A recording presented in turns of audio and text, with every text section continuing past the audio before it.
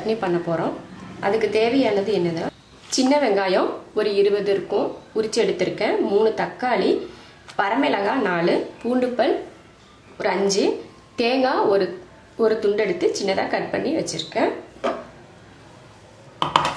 புதினா ஒரு கைப்பிடி அளவுக்கு எடுத்து வச்சுருக்கேன்.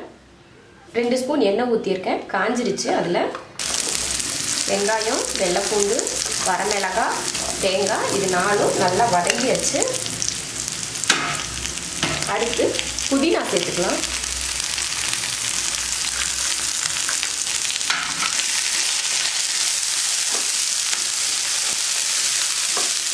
புதினாவை லைட்டாக வதக்கியாச்சு.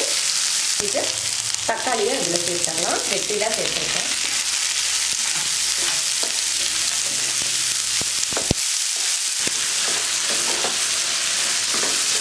தக்காளி நல்லா வதங்கிடுச்சு. இப்போ அடுப்பை ஆஃப் பண்ணிக்கலாம். அடுப்பை ஆஃப் பண்ணி வச்சு நல்லா ஆற வச்சுட்டு அரைச்சிக்கலாம். ஆறட்டும். நல்லா ஆறிடுச்சு. இப்போ அரைச்சிக்கலாம்.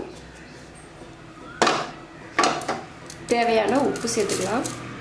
இப்போ இதை நல்லா அரைச்சிட்டு அதுக்கப்புறம் தாளிச்சுக்கலாம். சட்னி அரைச்சாச்சு. இது வேறு பாத்திரத்துக்கு மாற்றிக்கலாம். சட்னி அரைச்சி அதை மிக்ஸி ஜாரை கழுவி அதை கொஞ்சம் தண்ணி சேர்த்துருக்கேன். தண்ணி நம்ம விருப்பம் இருந்தால் இன்னும் கொஞ்சம் கூட சேர்த்துக்கலாம். இப்போ தாளித்து ஊற்றிக்கலாம். இதுக்கு சட்னிக்கு எண்ணெய் காஞ்சிருச்சு. கடுகு உளுந்து சேர்த்துக்கலாம்.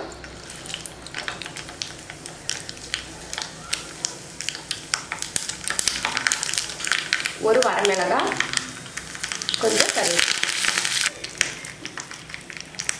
இப்போ அடுப்பை ஆஃப் பண்ணிக்கலாம். ஆஃப் பண்ணிட்டு சட்னியில் ஊற்றிடலாம்.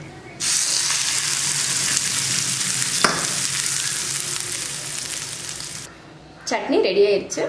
இது இட்லி, தோசை, பணியாரம், சப்பாத்தி எல்லாத்துக்குமே நல்லா இருக்கும். ரொம்ப ஈஸியாகவும் இருக்கும். ரொம்ப ஈஸியான சட்னி இது. நீங்களும் இது போல சட்னி செஞ்சு பாருங்க. ரொம்ப ருசியா இருக்கும். ரொம்ப பிடிக்கும். எல்லாருக்குமே பிடிச்ச மாதிரி இருக்கும். புதினாலாம் சேர்த்துருக்கிறதுனால அதோட மனமும் சூப்பரா இருக்கும். நீங்களும் இது போல ட்ரை பண்ணி பாருங்க. பிடிச்சிருந்தா லைக் பண்ணுங்க. மற்றவங்களும் பார்க்கணும்னு நினைச்சீங்கன்னா ஷேர் பண்ணுங்க. மறக்காம சப்ஸ்கிரைப் பண்ணுங்க. நன்றி.